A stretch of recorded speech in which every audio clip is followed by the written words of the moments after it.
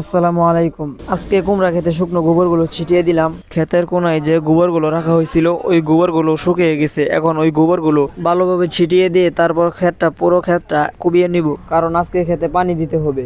এখানে আগে পাতাকপি করা ছিল, মাটিতে যেটুকু রস ছিল সবটুকু রস পাতাকপি নিয়ে গেছে। আর এখন যদি খেতে পানি না দেওয়া হয় তাহলে এখানে যে গাছগুলো আছে এগুলো ঠিকঠাক মতো বেড়ে উঠবে না। অনেক দিন যাবত পানি না দেওয়ার কারণে মাটি একদম শুকায়া বালু হয়ে গেছে। আজকে এ কারণে ভোল্টেজ একটু কম আর পানি একটু কম কম পড়তেছে। আর এই খেতে পানি দেওয়ার পরে আরো 2টা খেতে পানি দিতে হবে। এখন তো জাংলার উপরে পুরোটাই খালি, কিন্তু দুদিন পর যখন গাছগুলো পুরোটা ছেয়ে যাবে তখন অনেক সুন্দর দেখা যাবে আর পুরো ক্ষেতটা সবুজে ভরপুর হয়ে যাবে। আজকে অনেক কাজ করতে হবে, তাই পুরোটা দেখাইতে পারবো না, শর্টকাটে আপনাদেরকে দেখাতে হবে। কুমড়া খেতে পানি দিয়ে শেষ করে বাগুন খেতে পানি দেওয়ার জন্য চলে আসলাম। বাগুন খেতে যে পরিমাণে ঘাসের কারণে মাটি দেখা যাচ্ছিল না। অর্ধেকটা ক্ষেতের ঘাস পরিষ্কার করা হয়েছে আর অর্ধেকটা রয়ে গেছে। প্রতিদিন তো আর পাইপ টেনে পানি দেওয়া সম্ভব না, তাই ঘাসের উপরই আজকে পানি দিয়ে দিলাম, যেহেতু অন্য ক্ষেতে পানি দেওয়ার জন্য পাইপ টানা হয়েছে। আর এদিকে দেখি উমর ছাগলের সাথে খেলা করতেছে। ছাগলে মাটি থেকে ঘাস খাইতেছিল, তারপরে ও ঘাস তুলে ছাগলের মুখে দিতেছিল। আমি যে খেতে পানি দিতেছি ওই কারণে উমর আসছে খেতে পানি দিতে, আর আমি ওকে খেতে নামতে দেই নাই, এই কারণে ও ছাগলের সাথে যায় খেলা করতেছে। পানি দেখলে ওর মাথা ঠিক থাকে না, যেভাবেই হোক ও পানিতে নামবেই। পানিতে নামে ফালাফালি করে, এই কারণে ওকে বলছি যে তুই যায় ছাগলের সাথে খেলা কর। কুমড়া খেতে পানি দেওয়া শেষ করা হয়েছে, এরপর বাগুন খেতেও শেষ করা হইলো।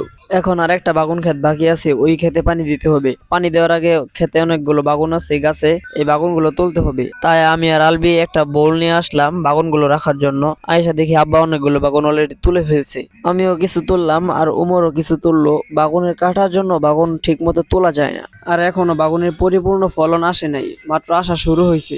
যখন এই সবগুলা গাছে বাগুন আসবে তখন বাগুন তোলাটা একটু কষ্টসাধ্যই হয়ে যায়, কারণ একেতে বাগুনের কাটা আর দ্বিতীয়তে হলো সবগুলো গাছ একটা একটা করে খুঁজে খুঁজে বাগুন তুলতে হয়। আর এখন আমাদের এদিকে বাজারে বাগুনের দাম মোটামুটি ভালোই। এই বাগুনগুলো আমাদের বাজারে বর্তমানে 80 থেকে 90 টাকা কেজি বিক্রি করা হইতাছে। এই বাগুনের দাম যখন 10 থেকে 20 টাকার মধ্যে চলে আসবে তখন আমাদের ক্ষেতের বাগুন তোলার উপযুক্ত হবে। আর এখন যদি এই বাগুনগুলো তুলতে পারতাম তাহলে মোটামুটি ভালো দামে বিক্রি করতে পারতাম। আর এই জায়গায় আগে মূল্যা করা ছিল, মূল্যাগুলো তুলে বিক্রি করার পরে আবারও মূল্যা লাগানো হয়েছিল, আর ওই মূল্যাগুলো এখন এতটুকু বড় হয়েছে। এখন মূল্যার চাহিদা কম থাকার কারণে এইসব মূল্যা গরুকে খাওয়াতে হবে। আর এইখানে যেই মরিচ গাছগুলো ছিল এই গাছগুলো ঠিক মতো যত্ন করতে পারি নাই, সেই কারণে এই গাছগুলো ভাইরাসে আক্রান্ত হয়ে গেছে। আর এই গাছগুলোর যে অবস্থা হয়েছে স্বাভাবিক অবস্থায় ফিরানো আর সম্ভব না। ওই যে মানুষে বলে না থাকতে যত্ন নিও, বিষয়টা আর কি ওরকমই হয়ে গেছে।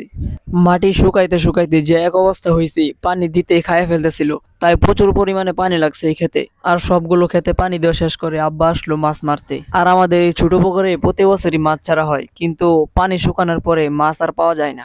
মাছ কি চুরে নেয় নাকি উদা হয়ে যায় কিছুই বুঝি না। এই বছর অনেকগুলো মাছ ছাড়া হয়েছে, কিন্তু মাছগুলো বেশি একটা বড় হতে পারে নাই, কারণ উপরের যে গাছের পাতা পড়ে আর ঠিক মতো পানিতে রোদ পড়ে না, এই কারণে আরো মাছগুলো বড় হতে পারে নাই। আব্বা মাছ ধরে ধরে উপরে মেলতেছিল, আমি আর উমরে মাছগুলো ধরে বালতিতে রাখতেছিলাম। বাইক না, এটা আমার মাছের পাগল, এই বয়সেই বসি দিয়ে মাছ ধরে।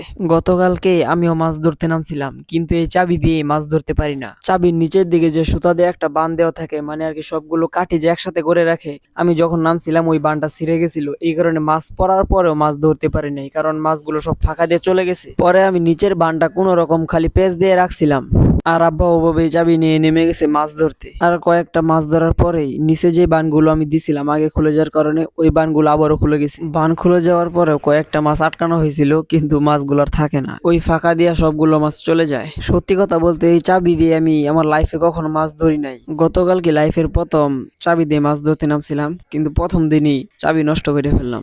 আজকের মতো আমাদের ভিডিও চাবি ভাঙা পর্যন্তই। সবাই ভালো থাকবেন, সুস্থ থাকবেন, আর আমাদের জন্য দোয়া করবেন। আসসালামু আলাইকুম।